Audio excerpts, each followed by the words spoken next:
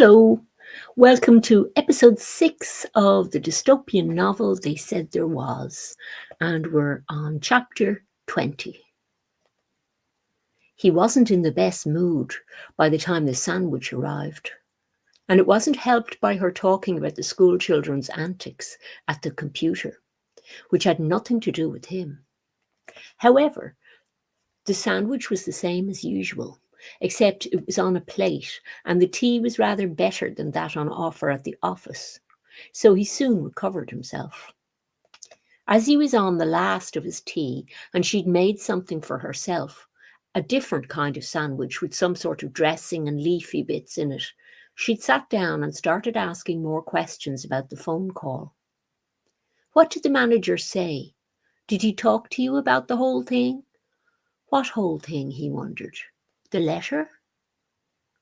He said I should wait for another letter with instructions about my duties that'll clarify how to manage things from home, what with filing and all that. He wondered was there more tea in the pot, as this was rather nice, and there was another news broadcast at 2 p.m. if he missed the first one. Yes, he was very pleased about my work, and we had a nice conversation. In fact, we shared a little laugh about all the changes to the system. I think it'll all work very well because they're very good at implementing new work strategies. Responded very well so far to the staff shortages and whatnot. Where do you keep the milk? He looked around but couldn't see anything resembling milk to put in his tea anywhere on the countertop, where there had been the small jug of it earlier. In the fridge. She stood, retrieved the milk from somewhere inside the door of the fridge, and made her way across the kitchen again, standing at the kettle, putting it on again, after pouring the end of the tea into her cup, then adding another tea bag into the pot. She had turned and was seated again, facing him. Robert, what exactly did he say? She said the word exactly, slowly, as if she was speaking to a child, or he was one of those deaf, dumb people. She could be very irritating. He thought about it, drinking another sip of his tea. He asked if I got the letter. I said yes. He said there'll be another letter. I have the day off tomorrow. I'm to wait for the letter tomorrow to find out what I've to do tomorrow. I see, she said. But she didn't look like she did. Or maybe she was just thinking about her stupid pea plants as she was looking out the window towards the back garden in that vague way again. He checked the time on his phone to see how far off he was from the news. It wouldn't do to bring the tea back into the office. It might be a day off, but that was no excuse for risking spilling tea on the computer or getting into shoddy work habits like taking his break in the office. She was staring at him when he looked up again. What? He asked. Nothing, Robbie. I just wanted to know how it went. You think it went well then, overall? Yes. I mean, it won't be a pushover working from home without everything I need and my filing cabinet and desk drawers, etc. But I have enough stationery to keep me going for a while, I would think, and I'm sure they've come up with some good solutions as to how to get around the issue of the files transfers and all that. I suppose I will have to post them, but there'll be a postage allowance factored into my monthly wage, or perhaps I post the receipts and they reimburse me, as they say. He laughed lightly, thinking about the ways they must have discussed to get around the issues that must have cropped up when they had some kind of meeting to plan out how to accommodate staff who were to work from home for the next few weeks.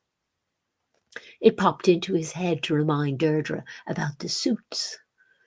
Deirdre, I left my suits on the back of the bedroom door for you. They need to go to the cleaners, remember? I think the cleaners is closed. No, it won't be closed. Well, maybe for some customers, but they'll be open for essential office staff. This one only has a day or two left in it, so I need you to do it this afternoon. Your school thing with the children is finished for the day, isn't it? Yes, but I really think they'll be closed to everyone, Robert. They were shut up tight the last time I passed, for the supermarket, you know. Just knock on the door. Someone will be there taking in clothes. Explain their suits, and you need them back quickly.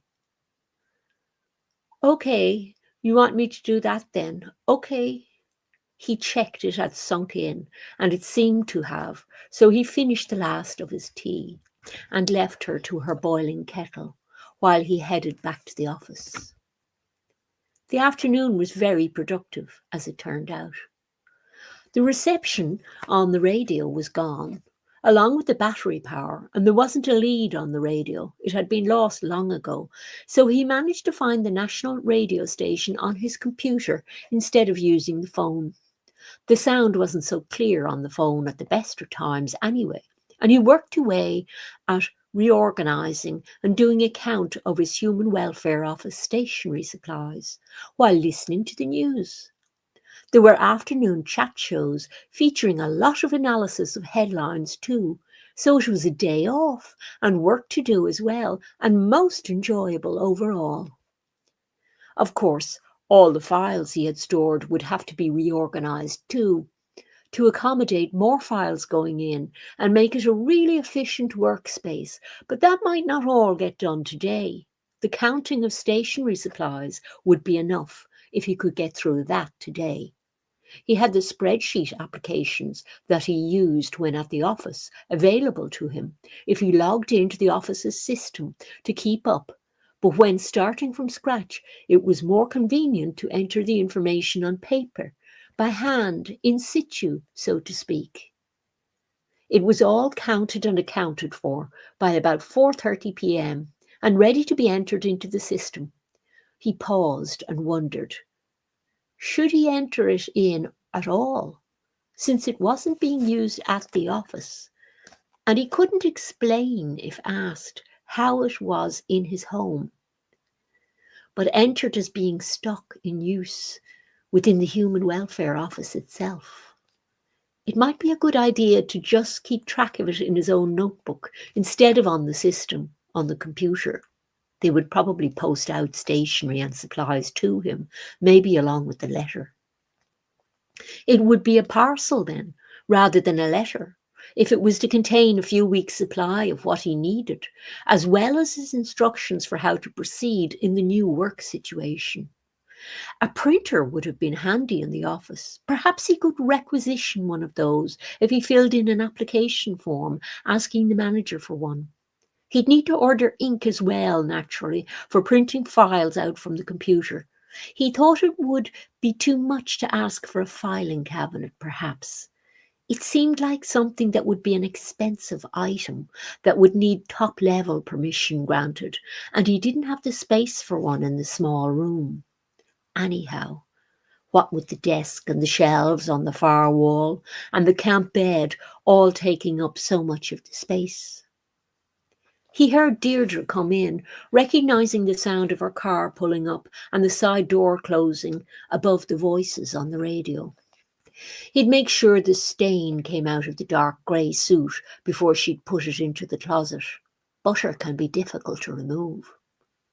He should have given her the stripy blue tie as well, he remembered, too late, as there was a bit of something on that as well, and it was his favourite one, reminding him of his school colours a little.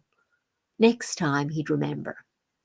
He bumped straight into her as their paths crossed, he on his way to find her, and she was, presumably, on her way to the bedroom closet as she had the suits over her arm. He reached to get the suit with the stain he wanted to check, but she didn't hand it over, instead saying, "Robert, they weren't open. I knocked for a while, but they're shut up tight. I'm sorry. Will I hang them back up in the back of the bedroom door, or do you want me to put them in the closet?" They had to be open. She couldn't have knocked loudly enough, or didn't wait long enough. They couldn't be closed if people like him needed their suits, and he pointed out as much to her. She was very argumentative about it and insisted they were closed.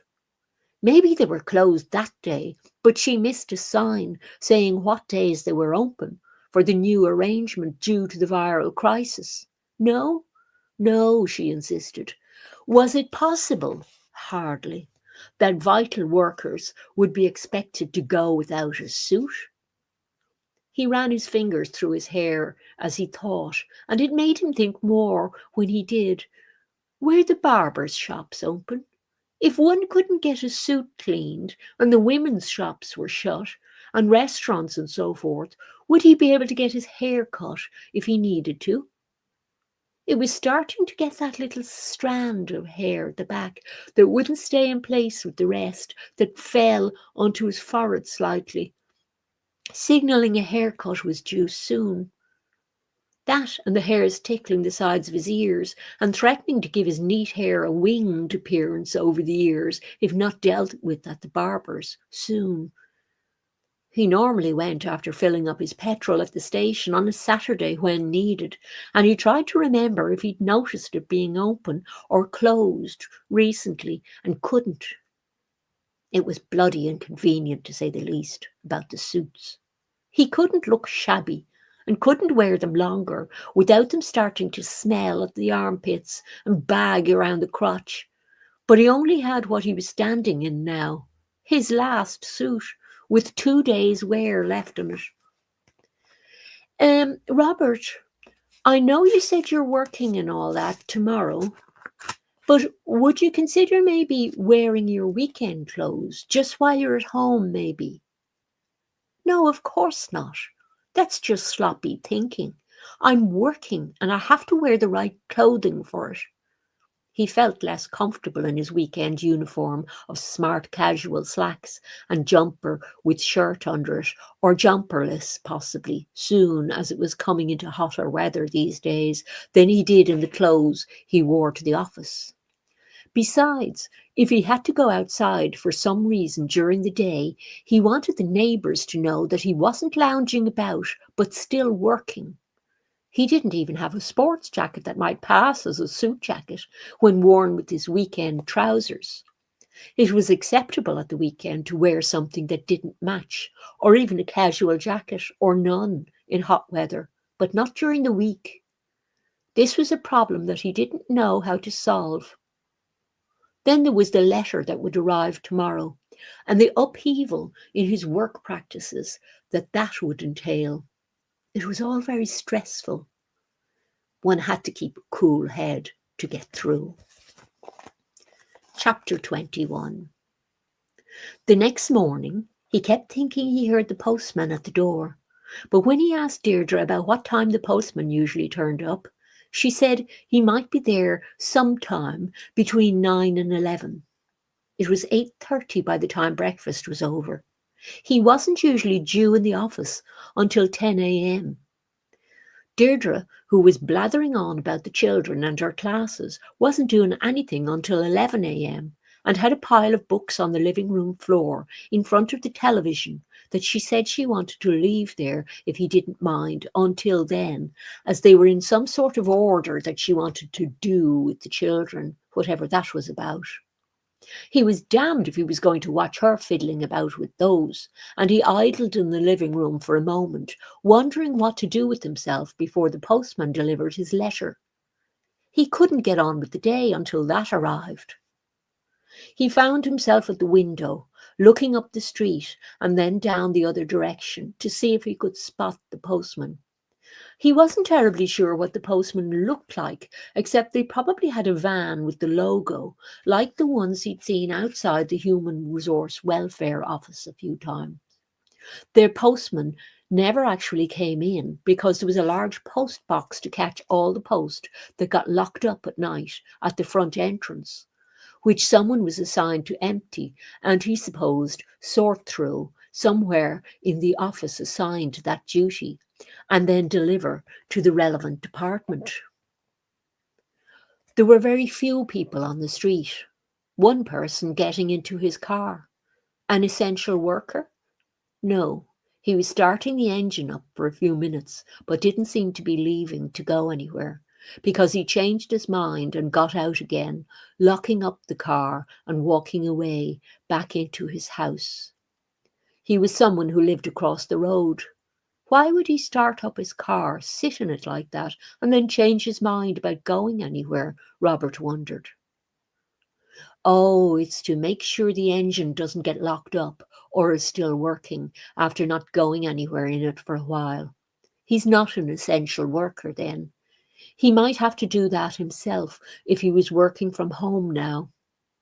He'd heard on the radio chat show yesterday all about how many people were doing that and how they were bound to be much better off from a safety point of view working at home if they possibly could and avoiding going out the rest of the time as much as they were able to. It was a sensible plan to combat the virus before the last cohorts had been gotten through. Then he saw her again.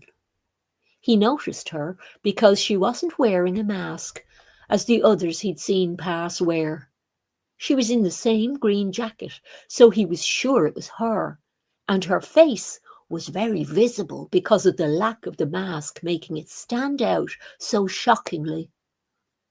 He pulled the edge of the curtain aside to examine her closely. Who the hell did she think she was, flouting the regulations for the second time?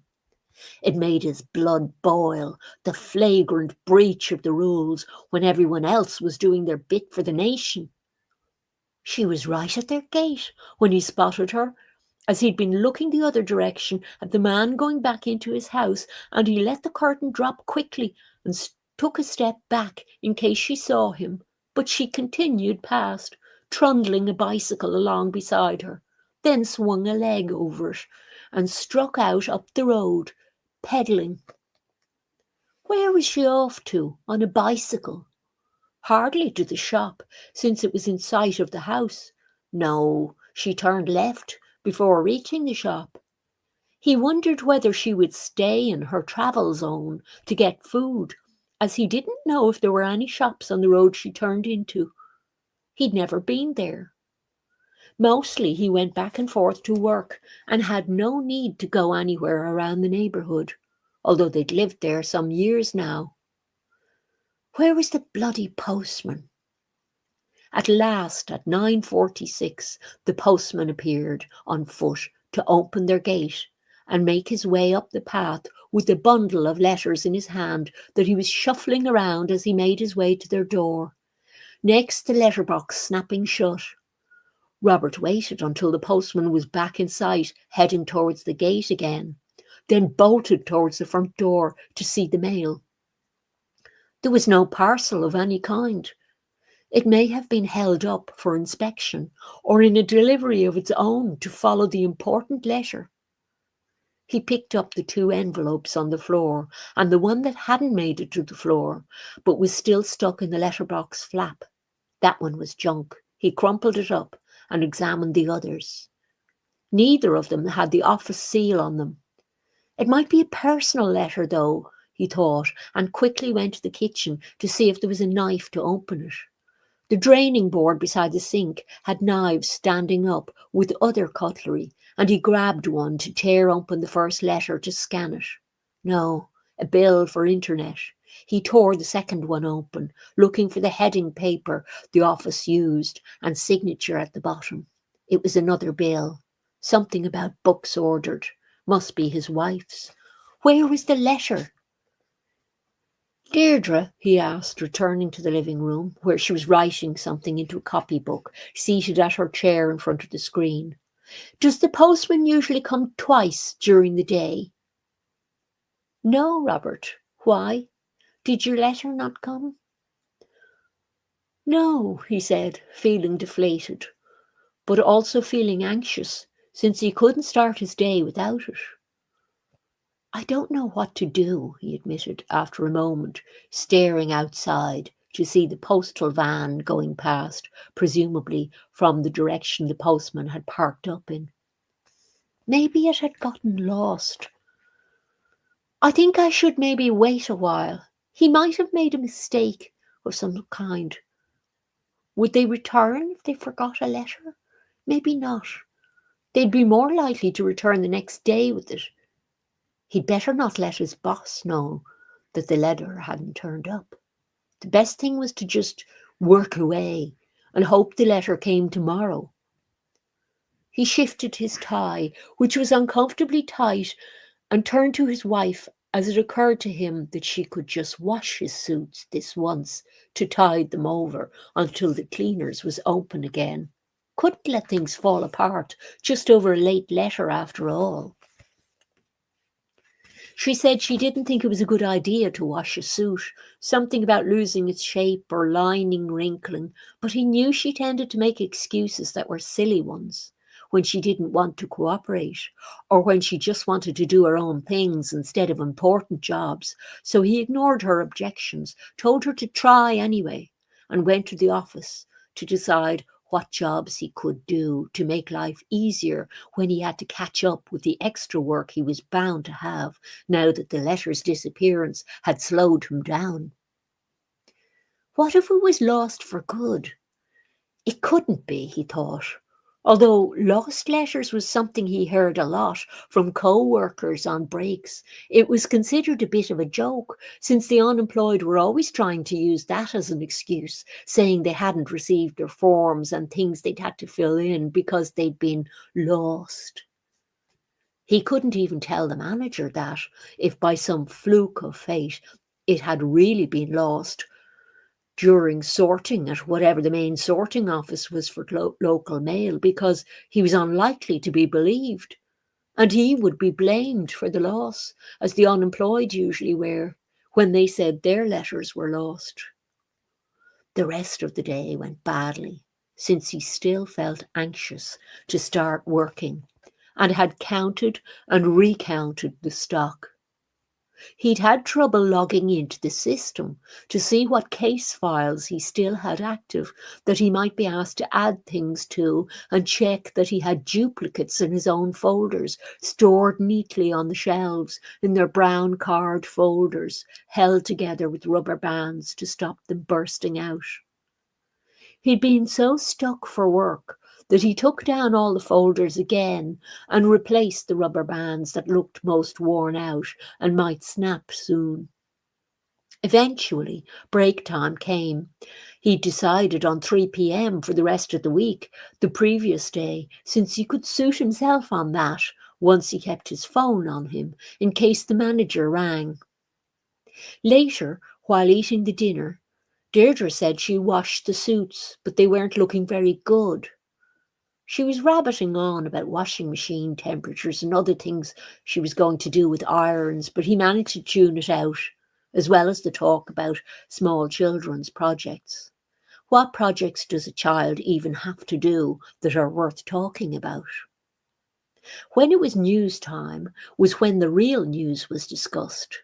They were having trouble getting shipments in for the last cohorts to be injected, and it might be weeks, they pointed out, before all the nation's injections were done.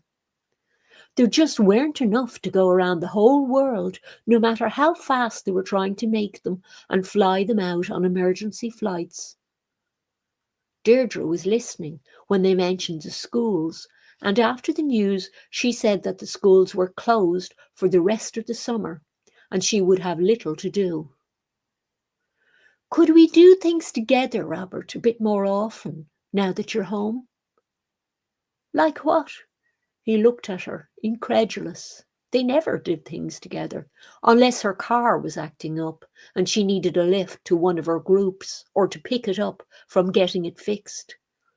Why she kept the same car for years when she could easily get a deal on a new one every few years like he did was beyond him. The repayment deals were easily worked into the monthly budget, and it made more sense than driving around in a scruffy, out-of-date model. Besides, he saw her around the house a lot now, shared his home and his life with her, and even ate all his meals with her, now that he was working from home. What more could a woman want? I've nobody to talk to except on the phone, because we aren't allowed to go out. And now I've even got the kids to keep me going. She was getting very teary and emotional, and there was no call for it. Oh, for God's sake, Deirdre. I'm lonely, she screamed at him like a harpy. Screamed right in his face, and had lost control of herself completely, it seemed, as she was crying all down herself and covering her face in a melodramatic way, like one of those old silent movies, only with blubbering added to the soundtrack instead of music. He stood up and retreated from her to the office.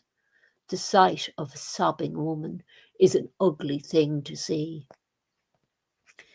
He found himself seated at the living room table, which had been cleared of computers and books, a few days later, waiting to do a jigsaw puzzle with her. He'd taken mercy on her, being a decent type, and she'd somehow roped him into doing a jigsaw. They had many in the house, and he'd taken a mild interest when they first had a flat together, since they didn't have a screen then, although they'd been around. They usually entertained themselves in the evening with books back then. He read the odd adventure books, things about pirates or fellows setting out on a horse to find the baddies or being pursued by Indians. He liked cowboy books and had a few of those. The cowboy always knew the thing to do in a tight spot. He let her find the puzzles in the storeroom and made some time for her between the first evening news and the second. The letter hadn't turned up and was still on his mind.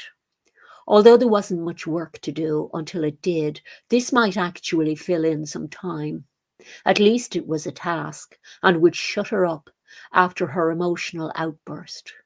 He picked out one with an alpine chalet and skiers from what she offered, and she took the tape she'd put on it when putting it away off and shook the pieces into the bottom of the box out of a plastic bag as he placed the top of the box with its picture on to his elbow to refer to.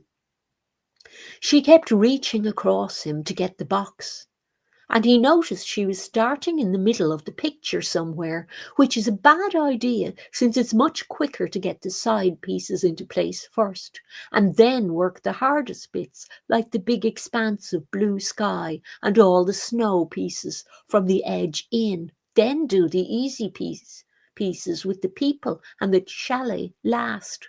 Otherwise, you wouldn't know where you were. What are you doing? He asked after a while, irritated. She smiled in that silly way she did when she was doing something she wanted and he didn't, and informed him that she was doing exactly what he thought. Filling in the people in the chalet, Robert. See, this is the edge of the roof, and this is the upper floor. Oh, look, there's the couple I was looking for, just coming out of the front entrance. She held up a piece to show, like the child had, to scribble for his homework. Deirdre, it makes more sense to do the edges. Just wait a while and help get that done first. She didn't help very much, but pulled up her chair closer and breathed on him while he was working. She kept talking incessantly instead of just getting on with the task. Still talking. Isn't this nice? Are you having fun? On and on. He was glad when it was nearly time for the late evening news and he could get her to make tea, to escape to his chair by the screen for a bit of peace and quiet. Chapter 22. The suits she washed were a disaster. She said they had been ironed, but they looked different, And when he put the dark grey one on, it was out of shape and didn't reach across for the button to close as it should have. The lapel was curling as well, and it felt tight under the arms when he reached forward to type on the computer. It had never fit terribly well, being off the rack, as they say, and something his wife said she'd got in a sale. But now it looked terrible. There were more pressing problems work-wise because the computer still wasn't accepting his password for some reason. And how could he do anything until the letter arrived and he got the problem with the system login sorted out? He would have to ring the manager soon, he knew, if the letter didn't arrive, as he couldn't keep pretending he had gotten it. And what if there was internal email for him that he didn't respond to? It had been days. A weekend had passed. Deirdre had said to get his mind off it and wanted to talk about it. There was nothing to talk about, and he didn't want to go for a walk with her that she knew they shouldn't be going on in the first place, to take his mind off it, as she put it. He needed his mind on it and needed to stay sharp to deal with the new situation effectively and get it sorted out properly. She wasn't even aware of the login problems he was having. Why talk to someone who couldn't understand the most basic concepts? He was still humouring her with the puzzle, although she wasn't helping. Typical of her to rope him into doing something, then lose interest. She just sat there, playing with the little pile, until he reminded her she'd get pieces mixed up if she kept taking them out of the box and squirreling them away at her edge of the table, while he was trying to be methodical and get it done. She was quieter, at least, at dinner times, and he suspected she was going for walks when she wasn't in the garden during the day, as she was behaving oddly and avoiding him, it seemed, even when he was in the living room. Not in the usual way with her books or bits of art projects, but just in something about her presence when she was there. She was staring into space a lot when she wasn't watching him and seemed quieter generally. It was very unsettling to be watched like that. And he was glad when she wasn't inside, even if she might not be going to the shops, as she said, a bit too often for his liking. So must be breaking the rules by going out somewhere else. He took to watching what direction she went when she left the house, behind the privacy of the curtain. Usually it was in the same direction as the shop, although when she returned he didn't catch her with anything in a plastic bag that she'd bought for dinner. He said nothing, but factored in that she was not a helpful person to have around in a tricky situation like a pandemic. She kept making attempts to talk about the letter, though, and these attempts were unwelcome because she had the wrong idea about the initial phone call that she hadn't even been party to, yet was telling him it was about something it wasn't about. She claimed it might have been a termination of his role in the Office of Human Resources, which it clearly couldn't have been, and her claiming that the second letter might not exist was very illogical. And he didn't want to hear it. They spent the next few days very wary of that conversation cropping up once it had been terminated by him on the second attempt to have it. It just annoyed him seeing her more and more and having to spend any time between meals with her. He wished the letter would arrive. It didn't. It was Monday again, and still no letter. He took a deep breath as he sat at his desk and thought about how to explain what had happened to the manager. He hated making a scene, and the manager was bound to be very busy with all sorts of important things.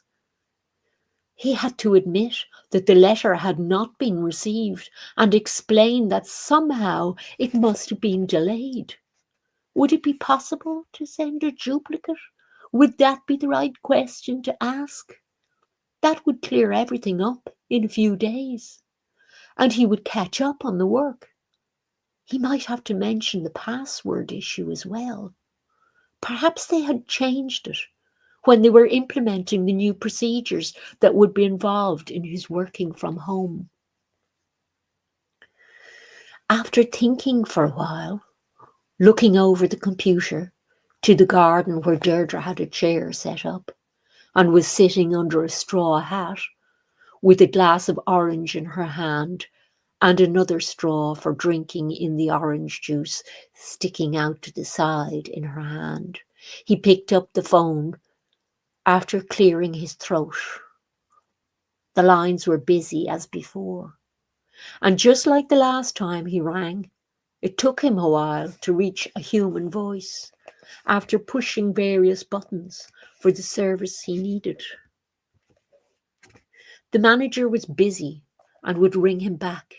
What was it regarding? He stated his business, saying he needed to talk about the letter that was sent out to him. Then they said thank you to each other before the phone was hung up. He hoped the phone call would be soon, as he was more or less trapped at his desk until it came, since he needed to be sharp to manage the call well. He stared at the screen in front of him, and when his eyes started flashing, irritated by the screen, he found himself staring at the desk, lost in thought, trying to stay focused. He went over the conversation many times, changing it slightly each time, but it seemed more difficult to get right every time he did. He couldn't take notes if he tried, as it was getting more confusing the more he thought about it, how to express himself clearly but briefly. Then the phone rang. Hello? Robert? Then a silence. He was probably expected to say something. Yes, it's me, Robert. I just wanted to know, well, about the letter, you see. He was interrupted. Yes, Robert, don't worry. I'm sending your files you need along so you can make plans. You've everything you need in there, and it'll arrive in the next few days. Thank you again for your service. Goodbye now. There was a click. So the letter hadn't been sent yet. Still, there must have been some hitch in the planning process, and they decided to change something in it, to do with how the files were to be organised or how to post them in from his own office. Damn, he hadn't had time to talk about the system login either. Maybe they hadn't got that reorganised yet either. At least they didn't expect him to have work ready. Unless they didn't know about the login changing, it was still confusing. What was he to do? Just wait, he supposed. There was no work, though. Nothing until the letter arrived. His wages wouldn't be affected at least, and it would arrive soon. Then the letter issue was cleared up. It just hadn't been posted yet, it seemed, after all. He was relieved the conversation was over and went back into the living room after checking his watch. Not nearly lunchtime yet. He stood looking out at the road, which, as usual, was nearly empty. A few people passing now and then, presumably to get food supplies. He scrolled down his phone to look at the news headlines in the online newspapers. It was all the statistics about deaths, broken down to make it simpler to understand, into pie charts, or in other newspapers he'd started following, bar charts or graphs. There were human interest stories about particular people who were ill and might die, showing them hooked up to machines with doctors standing around them, with the tragic stories surrounding how they'd suddenly gotten ill and the doctors were bravely working around the clock to save them and that sort of thing. One was about the flights with the vaccines. The next flight was due in with thousands of vaccines for the next cohort of younger adults arriving before the end of the week. It would all be over soon when they got the children injected. They were the last because they didn't get it as easily. He just had to play his cards right, and he'd be set up well for his return to the office and imminent promotion, proving he was adaptable and could do just as efficient a job at home would almost guarantee that. He went out to the garden feeling in quite a jaunty mood and teased Deirdre. Sunning yourself when you should be slaving over a hot stove for a toasted sandwich for your wonderful husband, he joked, laughing at his own humour. Deirdre was in a two-piece thing for sunning herself. She didn't move much and didn't laugh along, but turned her head. She had sunglasses on. She didn't respond immediately. He fancied a toasted sandwich today. Her toasted cheese sandwiches were nice. Perhaps a tomato in there as well, as tomatoes were nice in those. Okay, Robert. She walked past him into the house. She was quiet at lunchtime, and he was thinking about the injections arriving over lunch. He might do a bit of the jigsaw with her this afternoon, since it was nearly finished. That would get it out of the way and keep her happy. Two birds with one stone, as they say.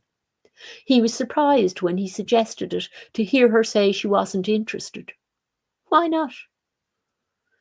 It's not as much fun as I thought it would be, Robert. She looked in a bad mood, sulking about something. She continued, I don't do jigsaws the way you do, going all round the edges and taking the fun away from someone else. You do most things like that. What the hell was she going on about? Was she trying to cause an argument? He'd done the puzzle with her as she wanted.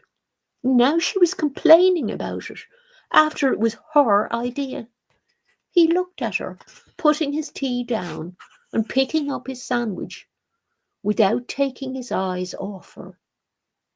She needed to explain what was going on, and quickly, as far as he was concerned. This kind of behaviour was not on at all. Oh, just leave it, Robbie. She was getting all teary again, for no reason. Surely all women didn't behave like this. It made no sense. She was gone, in the direction of the bedroom, then out the front door. Good riddance. Who needs a sour face hanging around all afternoon and saying bad things to him when he was being pleasant? He didn't care if she stayed out and broke the rules. She could head for the hills for all he cared. It would put you off your sandwich, that face.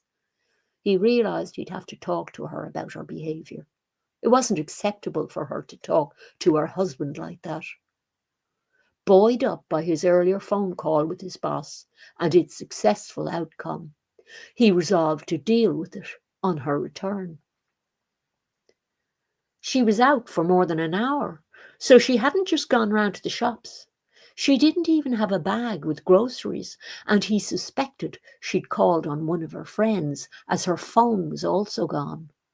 He'd looked on the kitchen counters, the living room table, the arm of her chair, the small coffee table not far from it, which she often used with her friends when they were having one of their wine parties, and he'd even checked beside her side of the bed, although he didn't think she left it there.